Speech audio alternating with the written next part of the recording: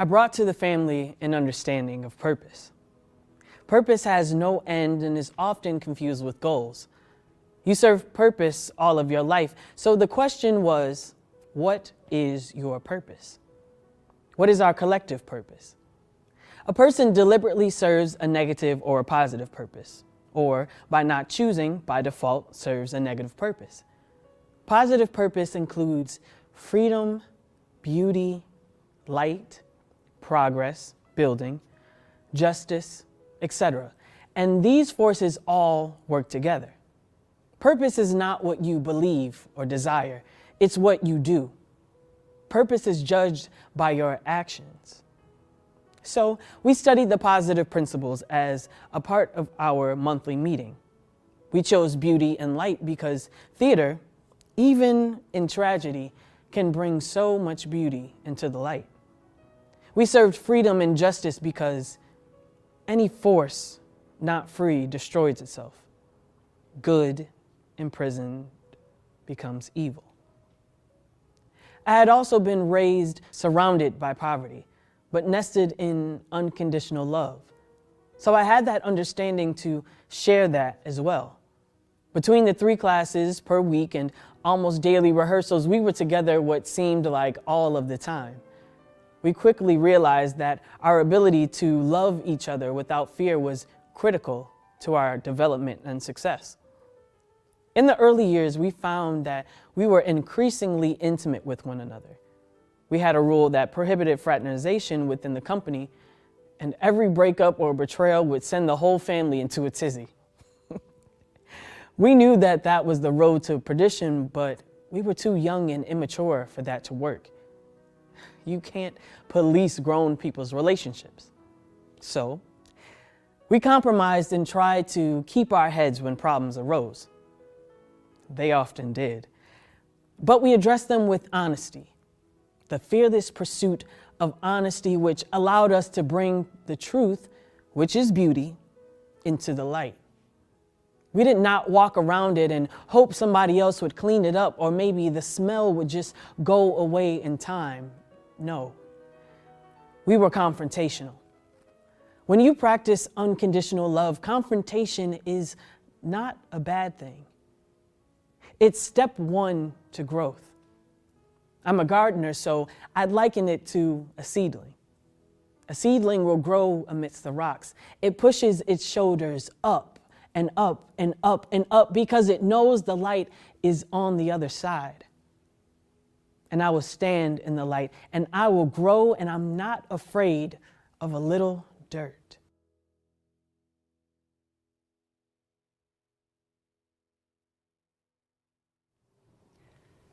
Each of us is here now because in one way or another, we share a commitment to language and to the power of language and to the reclaiming of that language which has been made to work against us. In the transformation of silence into language and action, it is vitally necessary for each one of us to establish or examine her function in that transformation and to recognize her role as vital within that transformation. For those of us who write, it is necessary to scrutinize not only the truth of what we speak, but the truth of that language by which we speak it. For others, it is to share and spread also those words that are meaningful to us. But primarily for us, it is necessary to teach by living and speaking those truths which we believe and know beyond understanding. Because in this way alone, we can survive, by taking part in a process of life that is creative and continuing, that is growth. And it is never without fear of visibility, of the harsh light of scrutiny and perhaps judgment, of pain, of death. But we have lived through all of those already in silence, except for death. And I remind myself all the time now that if I were to have been born mute or had maintained an oath of silence my whole life long for safety, I would still have suffered, and I would still die. It is very good for establishing perspective. And where the words of women are crying to be heard, we must each of us recognize our responsibility to seek those words out, to read them and share them and examine them, in their pertinence to our lives. That we not hide behind the mockeries of separations that have been imposed upon us and which so often we accept as our own. For instance, I can't possibly teach Black women's writing. Their experience is so different from mine. Yet how many years have you spent teaching Plato and Shakespeare and Proust? Or another, she's a white woman, and what could she possibly have to say to me? Or she's a lesbian, what would my husband say, or my chairman? But again, this woman writes of her sons, and I have no children. And all the other endless ways in which we rob ourselves of ourselves and each other. We can learn to work and speak when we are afraid, in the same way we have learned to work and speak when we are tired. For we have been socialized to respect fear more than our own needs for language and definition. And while we wait in silence for that final luxury of fearlessness, the weight of that silence will choke us. The fact that we are here and that I speak these words is an attempt to break that silence and bridge some of those differences between us. For it is not difference which immobilizes us, but silence. And there are so many silences to be broken.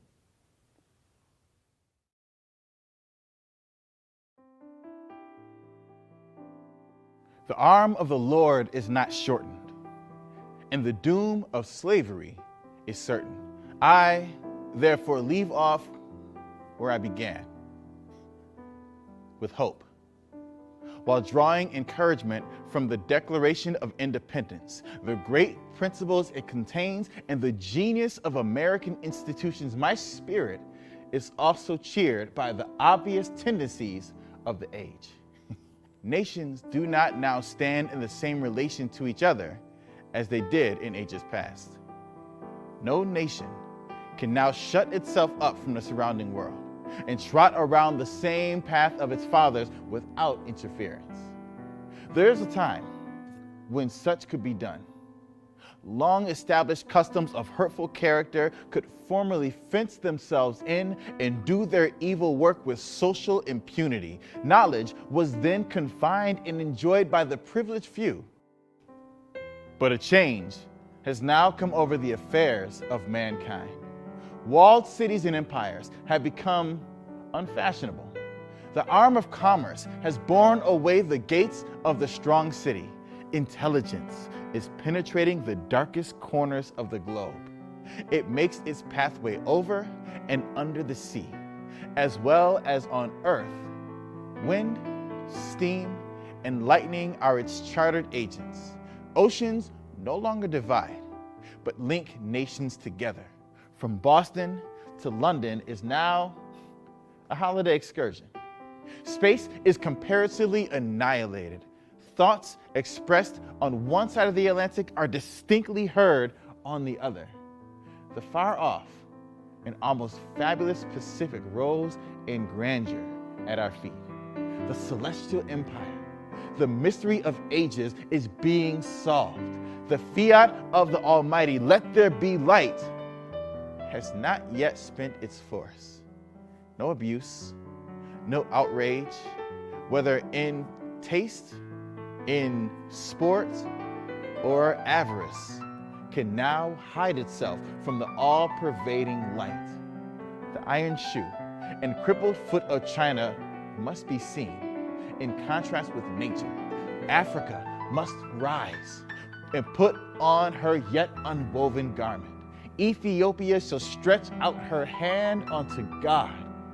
In the fervent aspirations of William Lloyd Garrison, I say, and let every heart join in saying it. Godspeed the year of Jubilee, the whole world over. When from the galling chains set free, the oppressed shall vilely bend the knee, and wear the yoke of tyranny like brutes no more. That year will come, and freedom's reign, to man his plundered rights again restore. Godspeed the day when human blood shall cease to flow, in every clime be understood the claims of human brotherhood, and each return for evil good, not blow for blow. That day will come, all feuds to end, and change into a faithful friend each foe.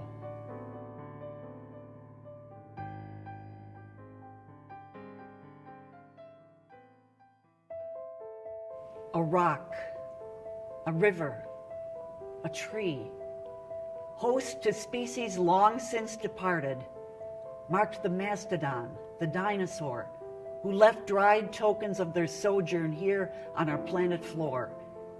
Any broad alarm of their hastening doom is lost in the gloom of dust and ages. But today the rock cries out to us, clearly, forcefully, "Come, you may stand upon my back and face your distant destiny, but seek no haven in my shadow. I will give you no hiding place down here." You, created only a little lower than the angels, have crouched too long in the bruising darkness, have lain too long face down in ignorance, your mouths spilling words. Armed for slaughter, the rock cries out to us today, "You may stand upon me, but do not hide your face." Across the wall of the world, a river sings a beautiful song. It says, "Come, rest here by my side."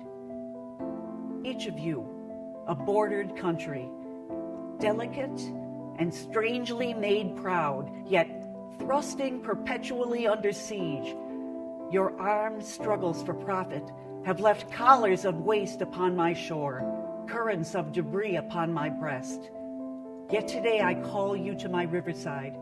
If you will study war no more, come, clad in peace, and I will sing the songs the Creator gave to me when I and the tree and the rock were one. Before cynicism was a bloody sear across your brow, and when you yet knew, you still knew nothing. The river sang and sings on. There is a true yearning to respond to the singing river and the wise rock.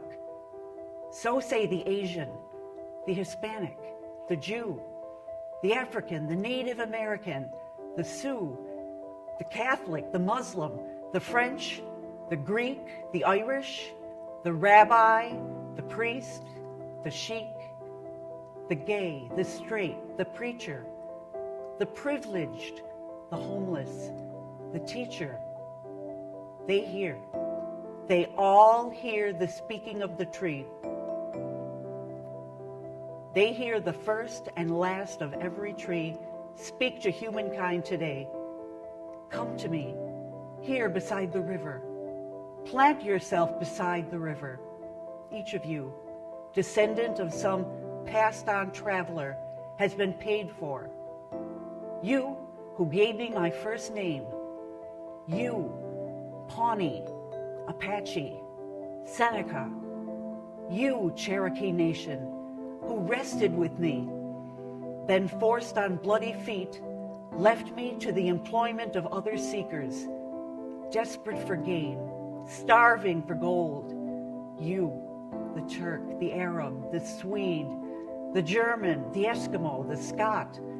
You, the Ashanti, the Yoruba, the Kru, bought, sold, stolen, arriving on the nightmare, praying for a dream. Here, root yourselves beside me. I am that tree planted by the river, which will not be moved. I, the rock, I, the river, I, the tree. I am yours. Your passages have been paid.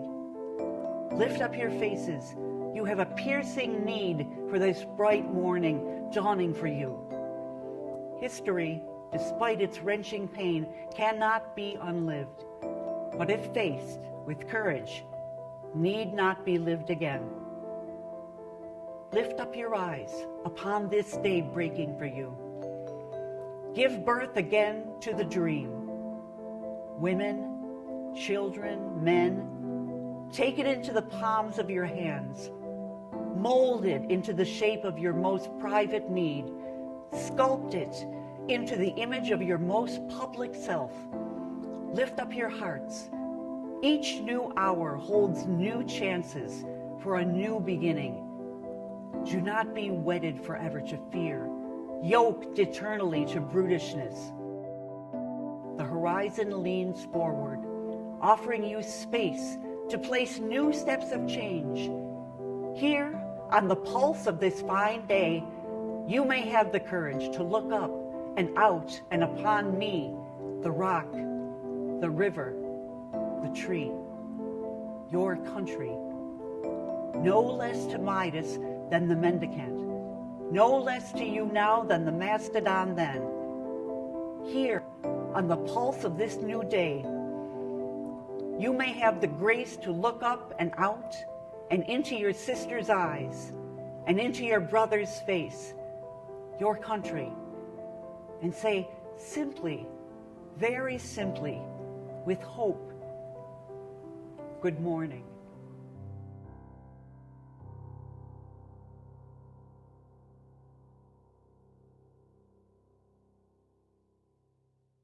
It's neither bitterness nor hatred, especially not a personal one. The largest part of my life is already lying behind me. I can grow old as a kind of elder statesman here on the Côte d'Azur. But it's kind of a schizophrenia when I don't want to lose hope, when I want to be able at least to give hope to young people. When I once had a similar conversation with Margaret Mead, she used an image that I memorized for its horrible intensity. When a snake with two heads divides itself above or below its stomach, then it knows if it is one individual or not. If it has two stomachs, one head will try to eat up the other. I'm a snake with two heads, but one stomach. I'm an American Negro writer, which means that I live a hope despite my knowing better. If I stayed away, I'd really soon stop writing. You called me a preacher. You may call me a missionary, a black missionary for the white heathens in America. What's happening in this country is unacceptable for me. And if it perishes in the flames, this country is bad enough. I'll disappear with it, but I won't accept it.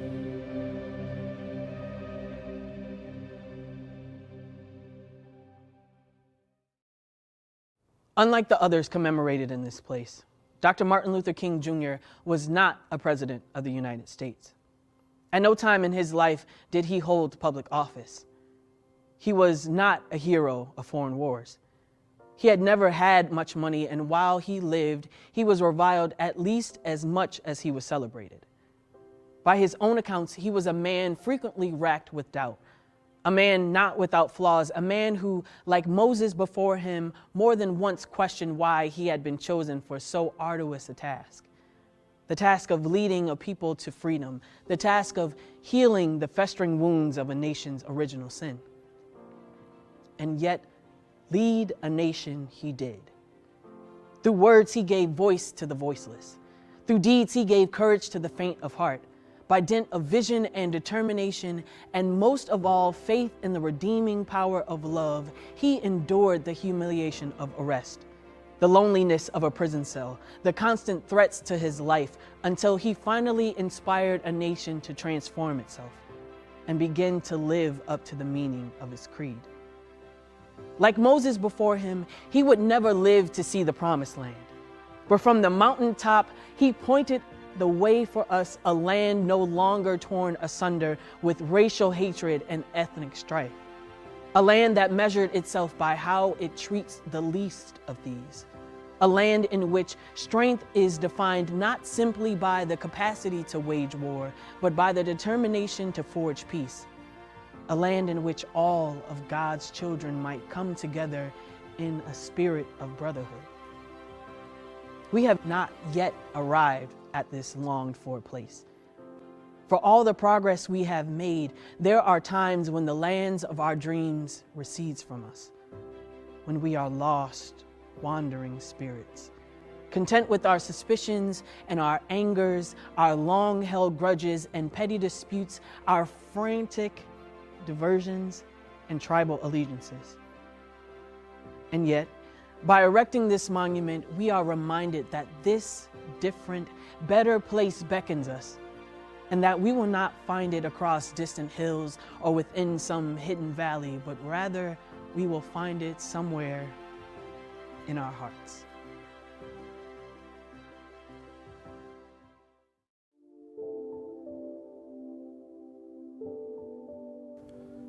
It is upon you to increase your virtue, the virtue of courage.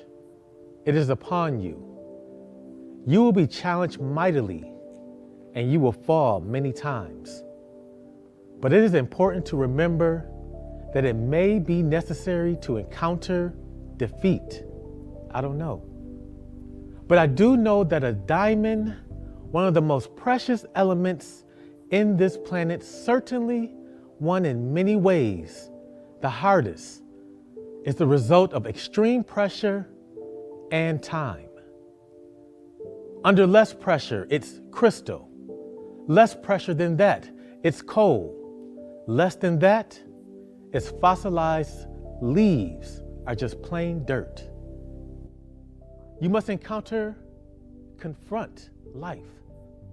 Life loves the liver of it, ladies. It is for you to increase your virtue.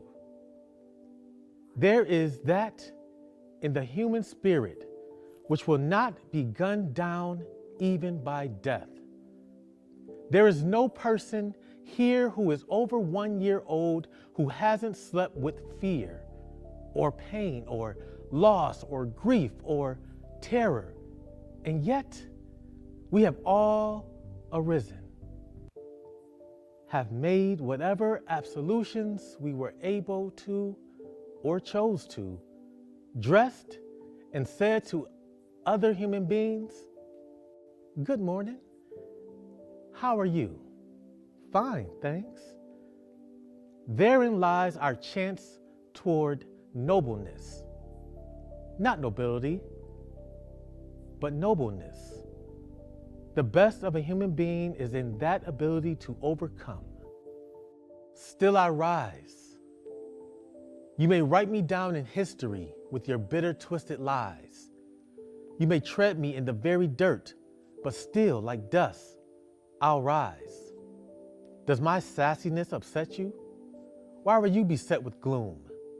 'Cause I walk like I've got oil wells pumping in my living room? Just like moons and like suns with the certainty of tides. Just like hope springing high, still I'll rise. Did you want to see me broken? Bowed head and lowered eyes, shoulders falling down like teardrops, weaking by my soulful cry. Does my haughtiness offend you? Don't you take it awful hard, 'cause I laugh like I've got gold mines digging in my own backyard. You may shoot me with your words. You may cut me with your eyes. You may kill me with your hatefulness, but still, like air, I'll rise. Does my sexiness upset you? Does it come as a surprise that I dance like I've got diamonds at the meeting of my thighs? Out of the husk of history's shame, I rise. Up from a past that's rooted in pain, I rise. I'm a black ocean leaping and wide, welling and swelling, I bear in this tide, leaving behind nights of terror and fear. I rise into a daybreak that's wondrously clear. I rise, bringing the gifts that my ancestors gave. I am the dream and the hope of the slave. I rise, I rise, I rise.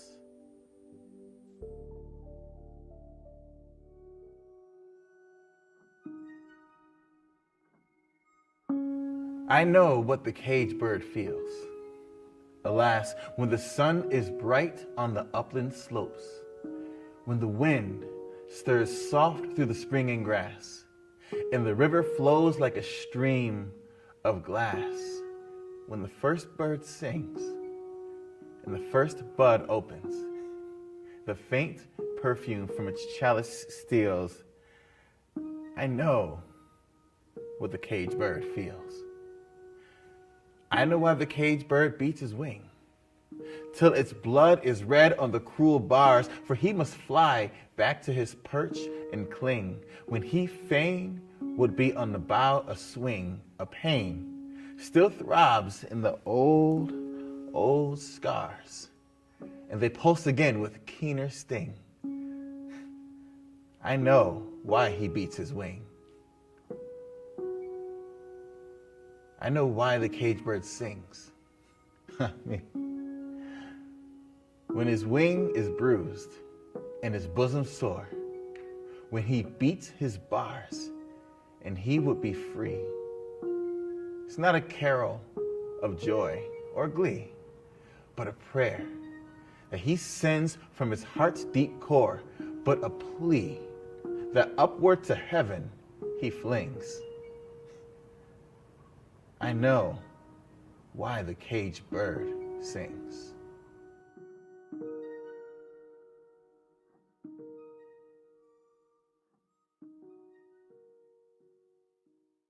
I used to imagine Geronimo coming down South 11th Avenue from the dead end, beyond which was certainly no man's land, and he stops at 513 and lays this bundle, which is me, on the front stoop of the tenement. He could have chosen any house, a pretty house with a lawn and trees. He could have chosen a family with other kids, so I'd have sisters and brothers. But he chose 513, the only tenement on the block, and he thought, good people here. I figured I was well off. At least I knew who my father was. I didn't worry about, if Geronimo was my father, then who is my mother?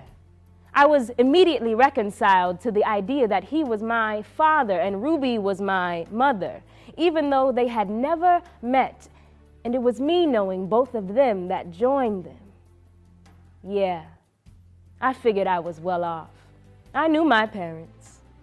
I had a mysterious background, and everyone in my world loved me, despite the fact that I was not truly of them. I was rich.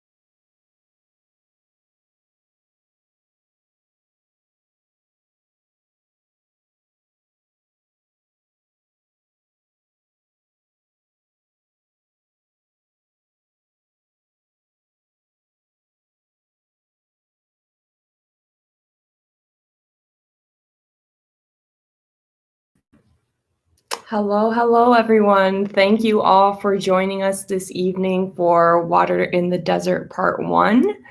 We are so thrilled to be here with you all. My name is Maria Ta, and I'm the program director at Ujima Company, also the director and producer of Water in the Desert. And tonight I have some of my crew here with me, some of the folks who you just saw recently in the last half hour. So I will let them introduce themselves. Let's start with your name, who you are, what you do, and give us a description of hope in one word. If you could capture it in one word, what would that be? We'll start with Brian. Hi, everybody. Just making sure you guys can hear me. My name is Brian Brown. I'm from Buffalo, New York. I'm a company member of Ujima Company. Been working with Ujima since high school, having Miss Lorna Hill, God rest her soul. since then. Currently volunteering and doing some work at Ujima, which has been awesome. And my description of hope in one word probably would be love. Simply love. When you get love, there's a hope, there's a warmth, there's something else there that gives you that extra push to the next day. So that's mine. Thanks, Brian. We'll kick it over to Brandon. Hi, everybody. Brandon Williamson here. And if I am the president of the Ujima Theater Company, I was very much like Brian. I first started getting involved with Ujima back in high school as well, back at Performing Arts. And amongst a lot of other things, I'm a spoken word artist now and performer and so on and so forth. And if I were to give a one-word description of hope, I would probably go in 2 words, and I would probably say compassion and understanding. And break the rules that way. Brandon's always breaking the rules, y'all. If you don't know him, he's always trying to bend the rules some way. I don't know if Ray's a PA student, but I feel left out every single time because everybody's like, performing arts, yeah, I'm not. Nope, no, me and Ray. There you go. All right, Ray, over to you. Hello. My name is Reynaldo Shedrick. I'm a company member, and I am the vice president of the board at Ujima. There's no word that I can think of, but there is a name, and that name is simply Jesus. So that's it. Come on. Jana, take it away. My name is Jana Reed. I'm a local artist here in Buffalo, New York, currently residing. And like Brian and Brandon, yes, PA, yes, to Ujima during high school, Lorna whipping you in shape. That is a hard question, Maria Ta. Like, another word to that resonates with hope.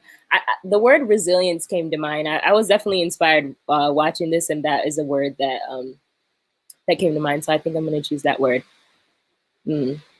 Excellent.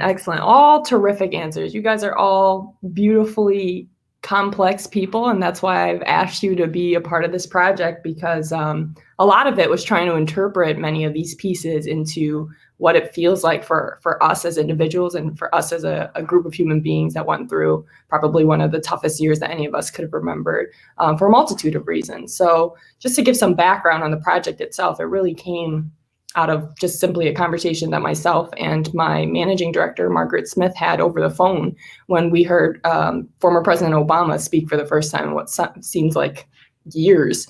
And he made a public speech, and we were calling each other about it. It was a very tough week for us. It was a very tough couple of months for us. And for the first time, we were seeing a Black man being represented in the media in a nonviolent way, in a way that was inspiring. And we had to be reminded in that moment that we come from a long history of Black folks who set the foundation of what hope looks like and what hope feels like and what hope acts out to be. So we set out probably a year-long process at this point from that conversation to create this multimedia piece that encompassed at least a selection of what that feels like. Because I'm sure for many of us, there are so many people that we would attribute our hope to, historically or otherwise. They may be our present folks that are in our lives now. So that brings me to my next question, to anyone who'd like to pick up, is what are your first reactions? This is the first time since we've seen all of the pieces actually put together. We were together filming bits and pieces of it, but this is the first time we see it all together as one film. So first reactions from folks. I guess I'll start. I'm sitting here, and it's funny, we were kind of talking to each other in the private chat.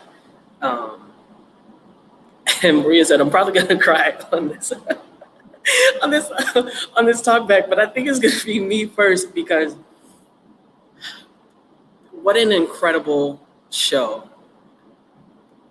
The graphics, the speeches, everybody spoke so well but it gave you such hope and such inspiration in a time that doesn't seem like we are moving in the right direction. I think of, seeing the riots, the riot at the insurrection at the Capitol, and seeing the Black Lives Matter movements and stuff like that. And people don't realize that those things incite so much feeling and emotion and just confusion for people. But watching that, it's just like it seems like the world is going backwards. We're not pushing towards being kind to your fellow brother and sister, or, coming to an agreement that, we're just gonna have to agree to disagree. Or just the fact that lives do matter. Black lives matter. People of color matter, especially in a time where we have Asian Americans that are being discriminated against and being put down along with people of color. And it's just like, it's so disheartening. But watching this show tonight definitely gave me the hope that we might be able to get to the other side. Just from these speeches, it makes you want to do something about it. It makes you want to say something about it. It makes you want to yell from the top of a building at the top of your lungs and say, we have to be better. Because we can't survive like this. We can't survive, as people, as a humanity, without love, without hope, without resiliency, without all those things, all the words that everybody on this talkback, said when they think about hope. This show was amazing. Seeing it for the first time, I'm like, oh my God, like what? Like this is not what I was expecting. So, yeah. If I could piggyback off of what Brian was saying, I think one of the important things that this show was able to do, and I know this was kind of your vision for the show, which was you were able to take speeches that were made, speeches and poems and art and things that were created, back I don't even want to say way back when, because it wasn't really that long ago.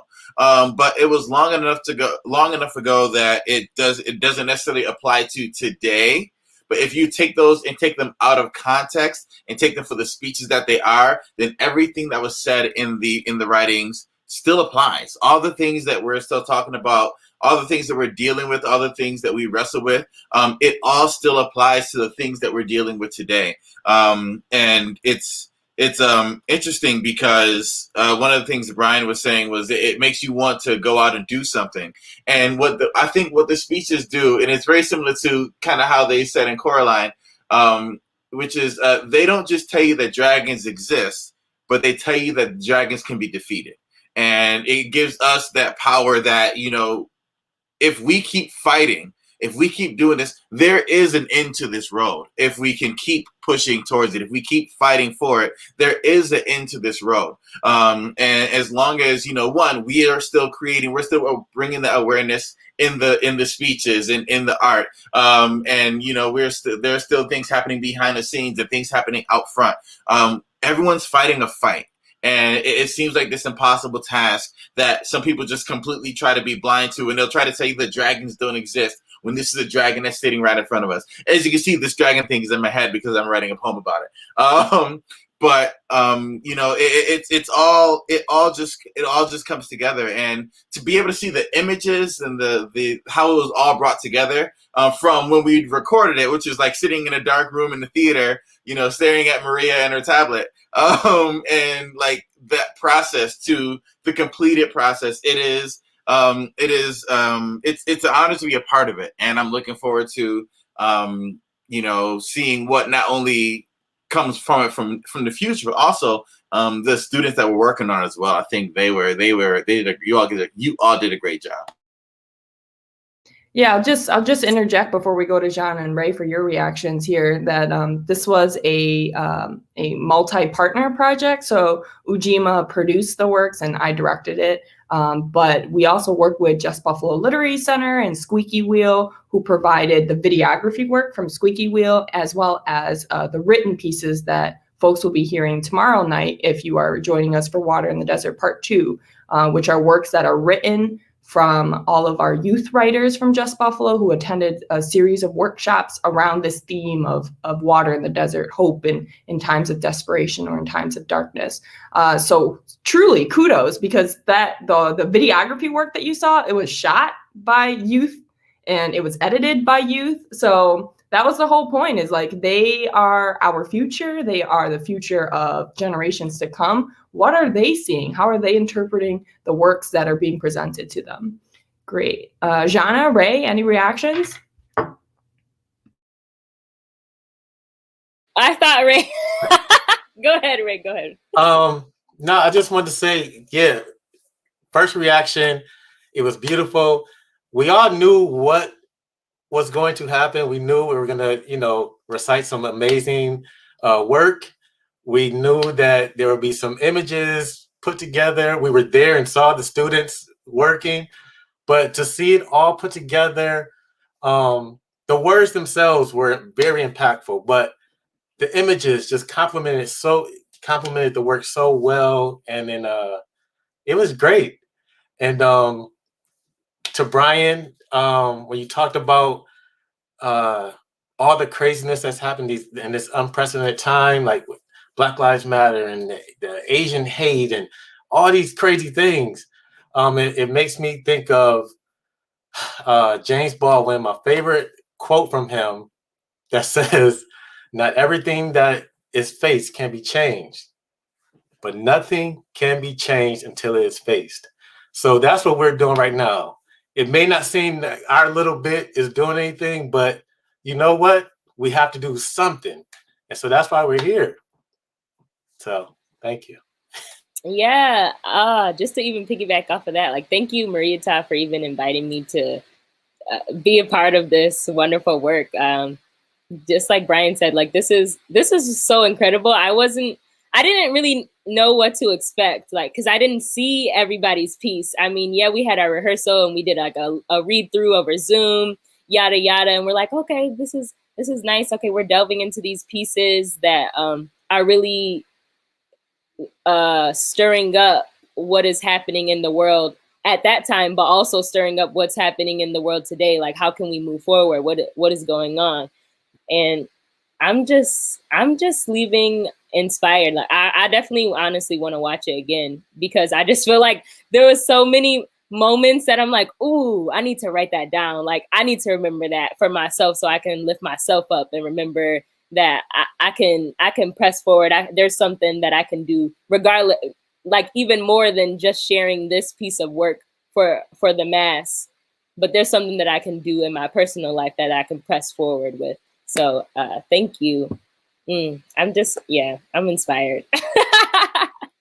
It is always a pleasure to get to work with each and every one of you. I know that many of the folks who are joining us tonight, you may have seen Ujima productions before. This might be your first time. Welcome. But Ujima artists have this thing about them, like this spirit that just ties through everyone. So like having our first Zoom rehearsal and then getting folks into the theater, I gave the artists here on this call and even the young artists that you'll see tomorrow night a lot of artistic leeway in terms of what are you getting out of the piece? What is resonating with you? Because you're the one that has to present it. It's not my interpretation.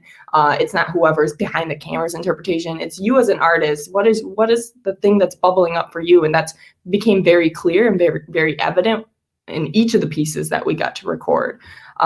So we're rounding out. And we've talked about this a little bit, but I'd like everybody to kind of talk a little bit about what you got out of this experience, especially in the context of having to deal with hope in this last year. I know for myself, this project forced me to think about hope, because I was just like doom scrolling on my phone every night about all the things that were going terribly. And being able to go into the theater and spend even the short amount of time that we got to spend together, just diving into joy and peace and foundation, it felt really powerful in order to figure out where are we going to next. So if folks want to talk about, what did you get out of this experience? What does hope mean for you, especially in reference to this last year? That will lead us out into the evening.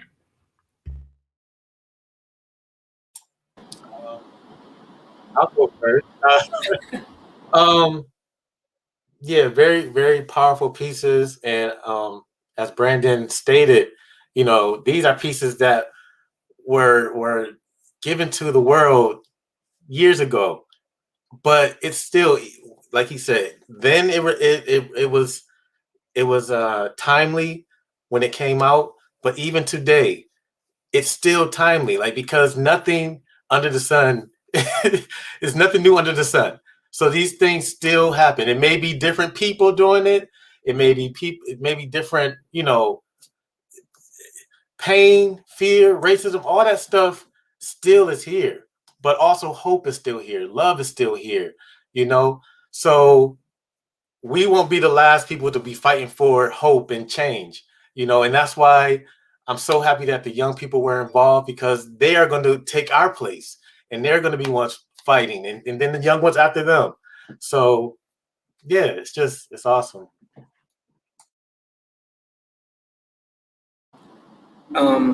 I just want to say thank you to Maria. Again, I don't know how many times we can say it, but watching the show tonight again just makes me think of what Ujima is at its core. And thinking of Miss Hill and her tireless fight and vision for love and justice. And watching this tonight, it was like, the first the first speech or the opening of me was a speech from her, I think a couple years ago, speaking about the company. And this was put together so well. It just makes me think of our collective as a whole and who we are as a people and as a company, and pushing for those things for our community at large, those frontline communities, those people who don't have a voice, those people who are scared to step up. Being involved with Ujima over the past few years has made me more of a person to speak up or stand up for what is right, or stand up for something that is close to my heart, or something that I find is, might ruffle the feathers of a bunch of people, but it needs to be said. Looking at those images and, whatever opinions anybody has about any of those things, I just think of the Black Lives Matter movement and how many people are in opposition of that, or, even watching people who go and, burn up the city and loot and do all of those things. You have to start somewhere. And I hate to say it, but history repeats itself over and over and over and over again. But when you think of those revolutions or whatever, what did they do? When speaking eloquently and speaking in a voice that people can hear, it was like nobody wanted to hear it. But until you got out the pitchforks and you started burning things up was when people started to listen, or when people finally got the notion like, okay, maybe we should do something about it. But this show was totally different from that, where it just, I wish more people can see this show, and I want to push this show so much more, because it didn't take a lot, but it showed you exactly what's going on in the world. And to see these images and to see these pictures of, out of context, or these speeches and these poems out of context, and to really think about what you're looking at and what you're listening to and how they fit into the world that we're in now. And I'm just kind of speechless over this. So again, I thank everyone for being a part of this and just for being you and being a part of our collective family, and giving me the hope and the push to push through every day when, you know, you don't want to turn on your phone, you don't want to turn on the TV, you don't want to look at another article about, you know, XYZ. This really gives you something to look forward to. And I appreciate it. Yes. I just, when Brian opened up the show with Lorna's piece, there's something that stuck out to me, and I'm gonna go back and watch it again. But there's something that Mama Hill said, and she was talking about beauty, right? And in the midst of like whatever is happening, and we as a people, people of color, Black people, you know, but as a people in general, we know how to find the beauty in every single thing. And I appreciate that she uses this word beauty in theater and how it transitions into how we view for life, because you can think about all of these gruesome things that is going on and everything. And even in the manner of displaying it, either on a stage or seeing it happen in your everyday life, how do we transform that into something beautiful? How do we see what is beautiful? I don't know, that just stuck with me, and I wanted to share that. And there's one more thing. Having to say, I know Brian feels this way, because honestly, the fact that we know Lorna, we grew up with Lorna, like, yes, all of these pieces were from great people, but the fact that we knew this living legend, and then now we're saying her words, that means so much. I feel like that holds so much weight as somebody who is a community leader, who is a leader in our world, in our personal world, in our world where we have a sense of belonging. And that's something that I found in her piece, Geronimo, that I did, is this idea of sense of belonging. Because, you know, she's talking about, oh, like, you know, they could have, you know, found this for me, and they could have put me here. You know, we think about our parents, and I always see these memes about, you know, healing your relationship with your parent and all of these things.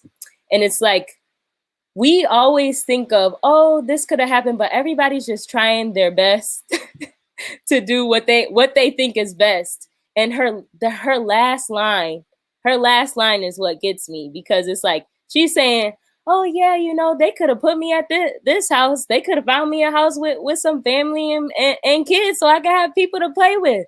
But the one thing where she finds the beauty is, she said, and everyone in my world loved me, despite the fact that I was not truly of them.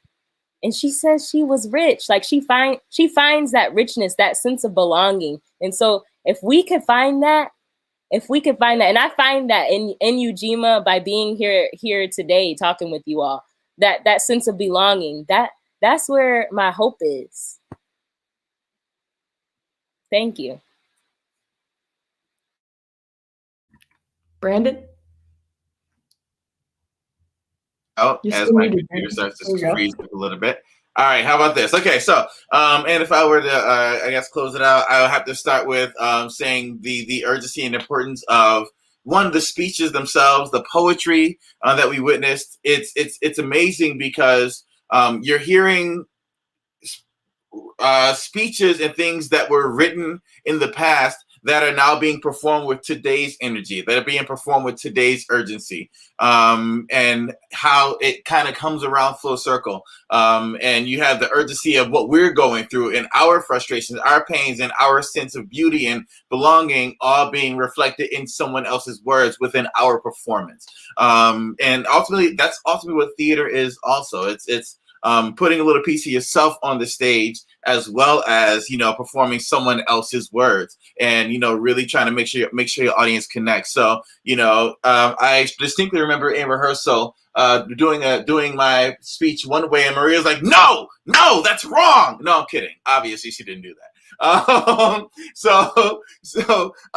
You know, it's a piece, as Maria said, it's putting a piece of yourself in your piece. But also, as we kind of talked about it, and she explained why it was called Water in the Desert, I I didn't get it at first, and then I got it. And once she explained it, I connected with it immediately.